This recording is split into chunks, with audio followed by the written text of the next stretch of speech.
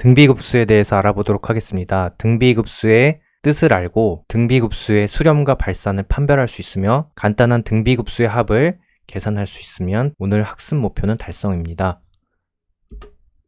등비수열의 무한합을 등비급수라고 합니다. 등비수열이 잘 기억이 나지 않는 학생은요, 수1의 등비수열을 한번 복습해 주시면 되겠습니다. 등비급수의 수렴과 발산을 한번 판별해 보도록 합시다. 우리 앞서서 배웠던 an의 극한이 0이 아니면 an의 급수는 발산함을 이용하는 겁니다. a 아래 n제곱 급수에서 r값이 1이면 a 아래 n제곱의 극한은 a가 되겠죠. 따라서 0이 아니므로 급수도 발산하게 됩니다. 두 번째로 절대값 r값이 1보다 크면 앞에서 배웠던 등비수열의 극한에 의해 a 아래 n제곱도 발산함으로 a 아래 n제곱의 급수도 발산함을 알 수 있습니다. 마지막으로 절대값 r이 1보다 작으면 a 아래 n제곱의 극한은 0이므로 수렴 가능성이 있음을 확인할 수 있습니다. 등비급수의 합을 한번 구해보도록 합시다. 앞에서 봤던 것처럼 절대값 r값이 1보다 작을 경우에만 수렴할 가능성이 있었습니다. 따라서 우리는 절대값 r이 1보다 작은 경우만 생각하여서 부분합을 한번 계산해 보도록 합시다. 등비수열의 합 공식은 다음과 같이 표현할 수 있었습니다.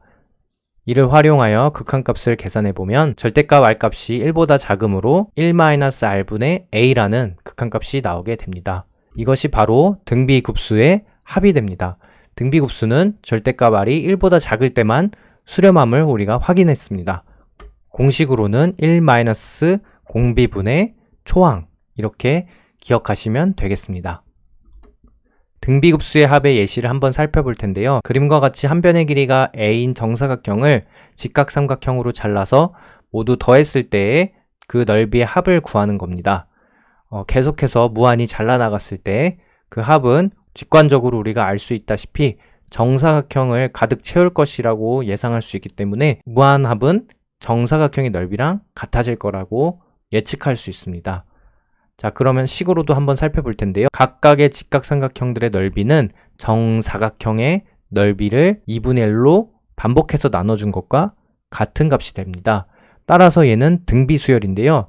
이 등비급수의 합을 공식에 대입해보면 1-공비인 2분의 1분의 첫 번째 항은 제일 큰 직각삼각형이죠. 2분의 1 a제곱입니다. 이것을 계산해주면 a제곱이라는 값이 나옵니다. 실제로도 정사각형 넓이랑 같아지는 것을 확인할 수 있었죠.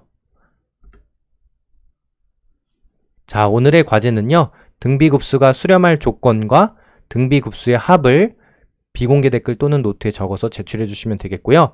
등비급수, 아까 전에 제가 보여드렸던 그림 기억하시죠? 자, 이렇게 삼각형으로 잘라져 나가는 이런 그림처럼 간단하게 등비급수를 자신만의 그림으로 한번 나타내 주세요. 주어진 2분의 1의 n제곱 이런 꼴뿐만이 아니라 어떤 등비수열로 하셔도 됩니다. 어떤 모양도 다 되고요. 창의적이고 다양한 답들이 나왔으면 좋겠습니다. 수고하셨습니다.